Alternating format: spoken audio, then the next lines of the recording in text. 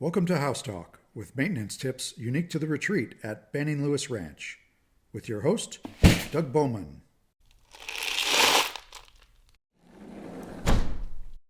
Today we're going to discuss our garbage disposals. Depending on which builder built your home, you most likely ended up with one of two different brands. But at the end of the day, they're all pretty much the same, with a few bells and whistles to make them more appealing to a buyer. They all use an electric motor to turn the shredder plate, and they all break up waste into smaller pieces. But beyond that, they all start to differ. The two brands that are prevalent here at the retreat are made by InSinkErator and Moen. It's easy to see which one you have installed by just looking at the chrome flange around the sink drain. Manufacturers love to put their names front and center when they can, because otherwise you have to get down on your hands and knees under the sink to try to find the label. And by the time you find it, you forgot why you were down there to start with. So today we're going to talk about some of the features of these two brands and some of the steps you can take if things go south.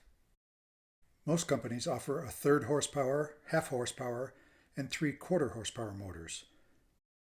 If you have the InSinkErator Badger model here, it's at least a 1/2 horsepower unit, and the Moen Light model is most likely a 1/3 horsepower. When it comes down to what they can reliably grind up, the InSinkErator model can handle apple cores, orange and potato peels, small soft bones, and general table scraps. And for the Moen, it's better suited for fruit skins, cereal, and other light food scraps. As you can see here, a disposal with more horsepower will be able to grind a larger variety of wastes, so keep that in mind if you ever need to replace yours.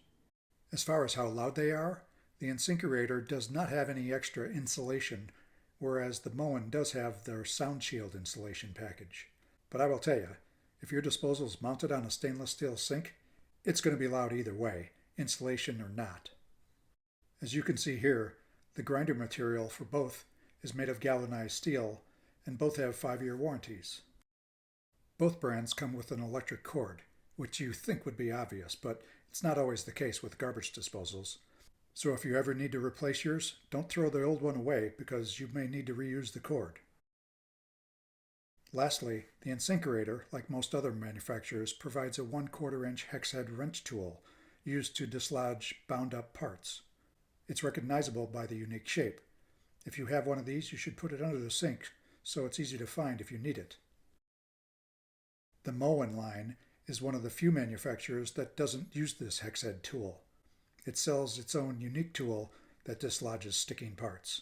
While it's available for about $10 to $15, my recommendation is to just try using a wooden dowel or broom handle to loosen up the bound parts. So now that you're more acquainted with your garbage disposal, let's talk about some of the more common issues owners run into and some of the things you can do if your disposal has a problem. But first, let me start by saying you should never stick your hands down into the garbage disposal for any reason. If you need to clear something out, use a kitchen gadget or needle nose pliers. And second, if it's recommended to unplug your disposal, that doesn't mean turning it off with the stop-start button. It means unplug it. So here's one of the more common problems.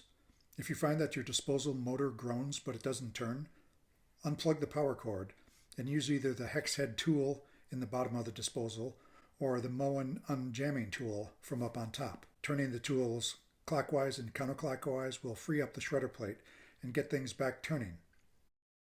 If the impellers, which are these little sliding ears inside, are stuck, unplug the disposal and use a wooden dowel or broom handle to push the ears around until they're free to move.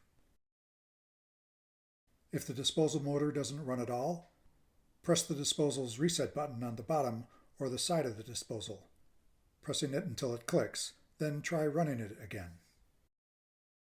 If that doesn't work, the next step is to check the disposal's circuit breaker in the house's main breaker panel.